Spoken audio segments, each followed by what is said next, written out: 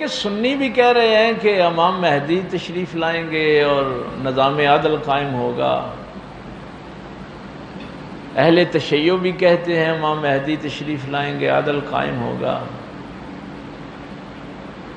تو میں نے ان سے ایک بات کہی اس وقت،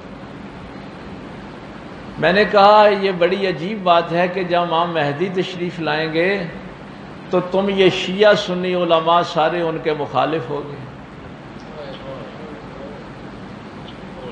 تم ان کی مخالفت میں کھڑے ہو جائے۔ اچھا وہ شیعہ سنی دونوں کہنے لگے جی نہیں ہم تو انتظار کر رہے ہیں۔ میں نے کہا کیا وہ شیعوں میں آئیں گے یا سنیوں میں آئیں گے؟ امام مہدی تو اللہ کا بندہ بن کے آئے گا،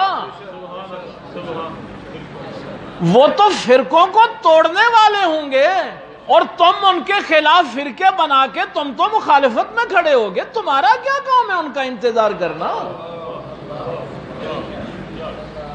انتظار تو ہم کر رہے ہیں جو کہتے ہیں نہیں سارے کلمہ پڑھنے والے ہمارے بھائی ہیں، ہم امام مہدی کا انتظار کر رہے ہیں۔ جنہوں نے امت کو توڑا ہے، جنہوں نے امت میں نفرتیں پھیلائی ہیں، ان کا کیا کام امام مہدی کے ساتھ؟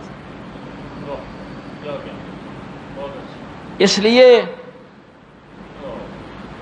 اور یہ آپ کو پتا حضرت علی کے ساتھ بھی یہی ہوا، سرکار امام زید کے ساتھ بھی یہی ہوا، کبھی تفصیل آپ کو بتاؤں گا۔ یہ سرکار امام حسین کے پوتے ہیں، امام زید امام باقر کے بھائی ہیں، امام حسین رضی اللہ تعالیٰ عنہ کے پوتے ہیں، امام باقر کے بھائی ہیں، 80,000 کا لشکر تھا ساتھ، لیکن انہوں نے فرقہ واریت شروع کر دی، کہنے لگے ابو بکر اور عمر کو برا کہو۔ امام زید نے فرمایا ابو بکر اور عمر کو برا کہنے کا پتہ ہے مطلب کیا ہے؟ کہ میں اپنے باپ علی کو برا کہوں؟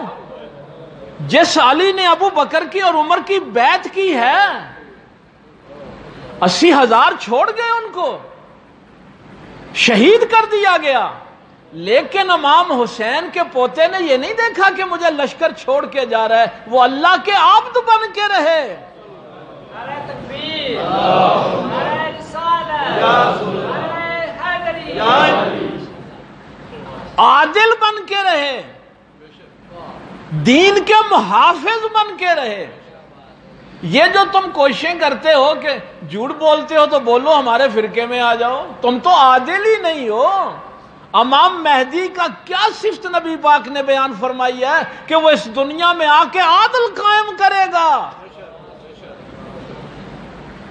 تمہارے اندر تو جرت نہیں ہے کہ تم عادل کی بات کر سکو، اس لیے اگر امام مہدی کا کوئی صحیح انتظار کر رہا ہے تو وہ ہم کر رہے ہیں۔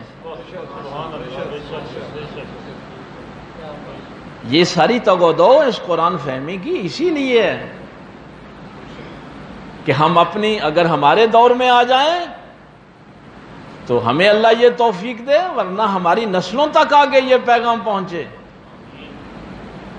کہ اس محراب و منبر پہ جب تک عادل لوگ نہیں آئیں گے اس دین کی لوگوں کو سمجھ نہیں آنے دیں گے۔ اور اللہ فرماتا ہے کہ اگر کسی سے پوچھنا ہو تو اس سے پوچھا کرو جس کے دل میں اللہ کا خوف ہے۔ اللہ تعالیٰ عمل کی توفیق دے۔ وآخر دعوانا